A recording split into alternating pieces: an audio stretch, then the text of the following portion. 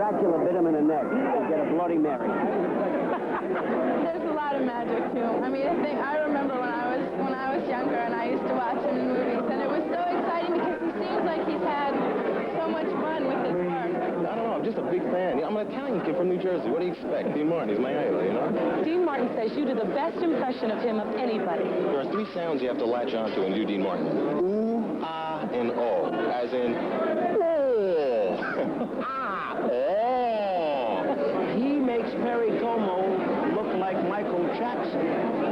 That's how laid back Dean is. Last night, and as a matter of fact, I talked with the Man of the Year, the Friar's Man of the Year, yesterday afternoon, Dean Martin, and we'll have part of that conversation later in the hour. 11 after 8. We'll be right back after this. Foolproof minute rice for perfect rice every time. 8:30, David Hartman, Joan Lennon. Dean Martin has been one of the most successful entertainers of the last 40 years in a variety of roles, records, over 50 LPs, gold ones, movies, over 50 movies, a comedic actor, dramatic actor, very successful in nightclubs. I sat down with Dean Martin yesterday. He looks great at the age of 67. He's as charming as ever, and we'll have my conversation with Dean Martin in just a few minutes. Also coming up, Joel Siegel tells us about the fun things happening this weekend, and Irma Bombeck goes to bat for. Aw. Thank you, Irma. Right now, 8:48. David's conversation with Dean Martin right after this from Jog Tog.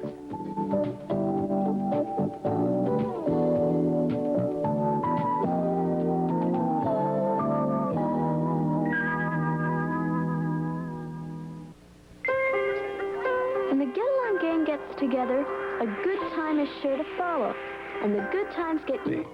Part of the Grove Park Inn collection.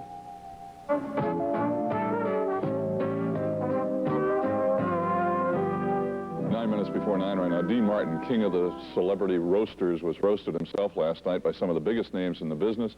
The Friars Club honored him as its Man of the Year. Dean and I talked just before the big dinner. I asked him what this evening meant to him. It's really something. It's an honor, and it's a real pleasure because of all the other, people they had. Jimmy Stewart, you name all the big stars, and then to include me. See, I never realized that I would be a Man of the Year. I still don't know why. Have you asked them?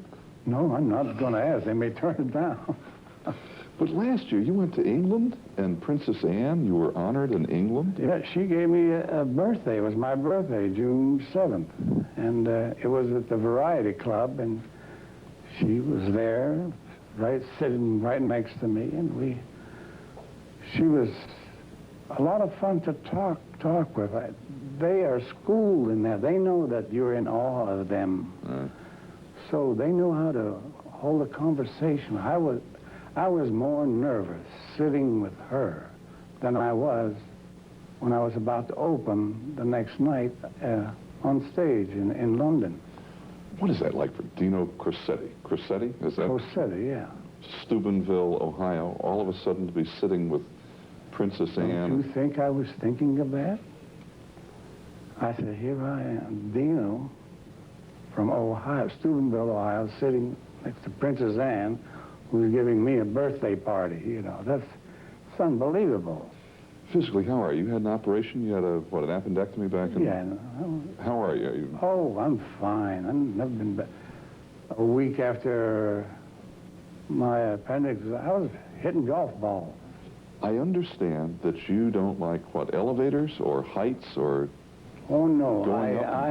I had claustrophobia. Oh. I did not like elevators. And I used to walk up, I used to do that in hotels. That's why I always stayed on the second or third floor, because I could not get into an elevator. But only 2 years ago, when I was at MGM working in Vegas, I made myself, I got in the back elevators in the kitchen, and I told everybody, this elevator I want to use for about 4 or 5 hours. So I got in it myself. I pushed buttons, made it stop, made the doors open, stayed in it I did that for up and down for about 3 hours. Then I said, I'm going to test myself. I got in an elevator with people. And didn't bother me. They stopped at a floor, and I just stood there, and I got rid of it like that. Tell me about what happened down at Atlantic City with the card dealing and the business with Sinatra. It's been all over the press about dealing blackjack, and what happened? We sat down. I put down some money, and so did Barbara, Frank's wife, so did Frank. And the dealer dealt every card over. In other words, face up. Face up, and his one card closed under, of course. Because I used to deal, you know. For 11 years, I was a croupier. Well, when I saw all these cards open, I said, what is this? I want to pick up my 2 cards and just look at them, you know. I like to squeeze them and see what I have. For $500, I can look at them. And they said, don't touch the cards. You feel like a robot. I said, well, you tell me when to put my money down, and I'll go in, and you take it or you pay me off. Let me know when I win or lose. What am I, an idiot? And that's what Frank was a little angry at, too. And I was the one that was making all the noise, but they picked on Frank. I don't know why, because maybe they're just used to picking on Frank. He didn't say anything. All he did is, what he did say, he wanted the dealer to deal maybe 1 or 2 decks of cards. We didn't like the shoe, and in Vegas, we can go to any table we want, and you can play with 1 deck.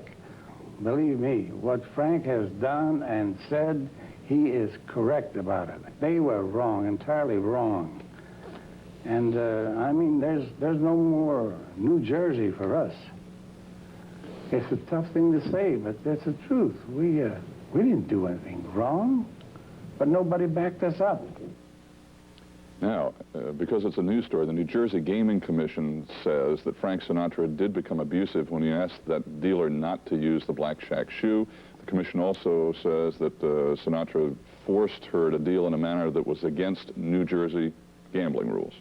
It's 4 minutes before 9. We'll be back after these words from General Foods.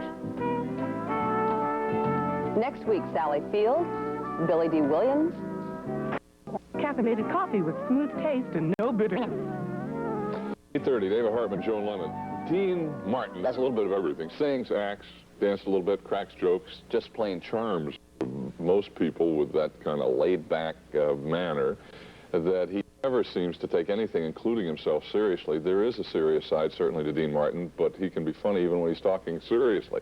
I had a long talk with Dean Martin recently, and we'll have part of that in just a few minutes. I agree with all that. You do? Mm-hmm. Oh, good. Congratulations. I was always a big fan, yes. That's why. What was it about him? I don't know. Ever since I was really little, I just always was a big fan. The one. Okay, I sat next to him on an airplane once, and I couldn't believe it. All the way from Hawaii. Dean Martin? Yes, Dean Martin. Anyway, we're also going to be in this half hour talking with Judy Blume, a very popular, sometimes controversial author of books for young people. And then we will see how Irma Bombeck spent her camping weekend in the Maine woods. Right now, though, it's 8:31, and Steve Bell has the news for us. Steve? Thank you, Joan. Good morning, everyone. Nicaragua is under a state of alert. I think that if the people in Peoria, the adults... Everybody falls in love somehow. Something in your kiss just told me my sometime is now. Joan, stop it. You're embarrassing yourself. 14. Many people have loved Dean Martin's entertainment for years. Recently, I sat down and talked with him about just what it is he does that makes all this happen, that you go, about Dean Martin. I started by asking him if he considers himself a great singer. No, I do not. I'm just I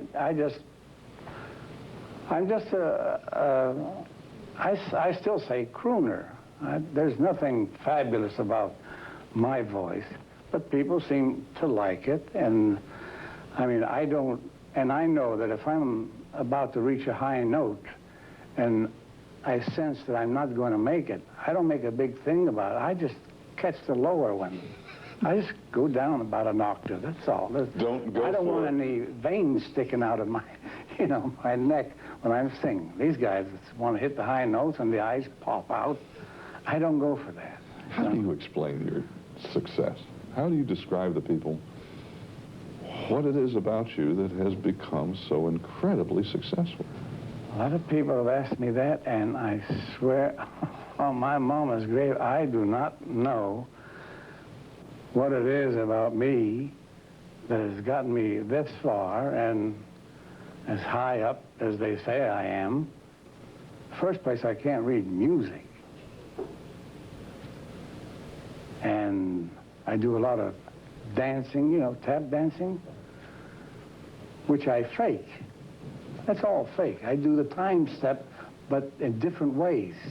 Do the same time step, but different ways. And they think I'm doing a whole dance. Let's go back to your television show. A couple of things. You do all the jokes. I mean, you come sliding down the pole and do all the jokes about the boozing and the drinking and so forth. Today, there is a whole new public consciousness about drinking, about alcohol, about alcoholism. How has that changed the way you work or the way you do your material? Do you do anything differently now? No, because if I drank as much as people said I drank, I would have been dead 30 years ago. I don't drink that much. Not at all. I tell you the truth, I don't drink at all. I will have a drink before dinner. And nothing after. I cannot drink after dinner. That's terrible. What about when you work? Are you able to drink and work at the same time? Nobody's able to drink and work. You can't. I have to stand up there for an hour and 15 minutes, and they think I'm drunk. By the way, I'm so lackadaisical. And so I let them think I'm drunk. Well, it's okay with me. That's how I got where I am. So I'm not going to change an image. This is it. Tell me about, if you will, about your personal life. Jeannie, you're married to for so many years, and now you're not married now. Right? No, but Jeannie and I, we're together. We're not living together, but we see each other maybe 2-3 times a week. The children, they're 20s and 30 years old. I have a boy that's 44. And, but we get together at my home and have a nice big dinner, or down at her home for a dinner. And we have fun. We're real, very, very good friends. She's so lovely. She's always been lovely, and still as pretty as the day I married her. Are you going to marry her again, or would you ask her to marry you again? I don't know. I don't know if she would have me. Dean Martin, tomorrow you'll hear Dean talking about some of his famous friends, and I'm sure he'll be thrilled to know that we're going to hear some of those famous friends talk about him. And it's 10 minutes up. We're going to see how Irma Bombeck fared on her weekend, and his friends in Hollywood were known for years as the Rat Pack. The group included Sammy Davis Jr., Shirley MacLaine, Frank Sinatra, people, perhaps you've heard of them. When I talked with Dean recently, I asked him if the Rat Pack ever got together anymore. The only ones that spend time together now are just Frank and I. But when we did the last Cannonball with Burt Reynolds, I got Frank to come in, and I got Shirley to come in, and we had Sammy. So the Rat Pack was back together again for just about, well, 4 or 5 weeks down in Tucson, and we had a lot of fun. Mr. Sinatra? You may call me Frank. I can call him Frank. Not yet. I'll let you know when you can. Not exactly now, but I'll let you know. What can I call you? Call me sir? Call me sir. I got it. Sir, we're cannonballers. What? Cannonballers. Let me just throw some names out. Just give me a sentence or two. Whatever comes to mind about these people. As much as you have from time to time. Frank? If you know Frank, he is the greatest man in the whole world. He's my buddy. He's a brother to me. I mean it. He's my brother. He's beautiful. I mean, he wants something done, he does it. If it's wrong or if it's right, he'll do it. Describe Shirley MacLaine. Shirley MacLaine. She's so adorable, lovely, and crazy. She wrote those books, you know, about reincarnation. She asked me if I believed. I said, no, hey, Shirley, when you die, you're dead. You're in a hole. They throw dirt on you, pound you, nails. You can't get out. You can't hail a cab or anything. It's over. She said, but if you believed in reincarnation, what would you like to come back as? I said, I'd like to come back as a truck. And then I'd look for you and run over you. Let me alone with this. But she always calls me every week, but from places that have no area codes. Crazy girl. But I love her. She is, oh, what a talent. Lucille Ball. Lucille Ball. What can I say about Lucille Ball? She's one of the greatest ladies in show business. I mean, she's on 9 times a day. You know that. I love Dino, but I like him for so many things. He's a man's man. He's a woman's man. He's his own man. I've only been disappointed in him once, and that's when he let himself kind of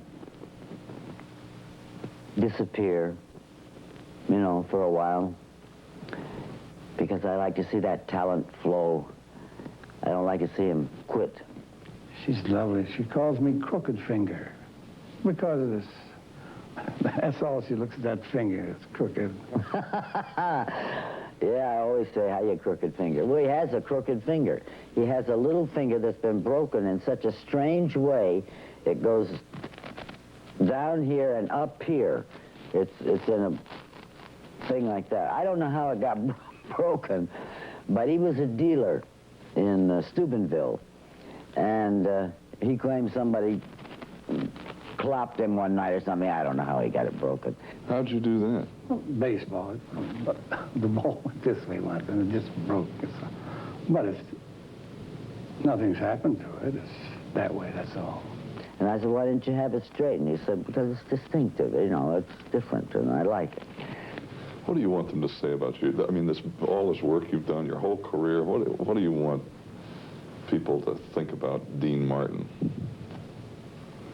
Nice guy. He went about his business. He did it pretty good. But we loved him, that's all. Dean Martin.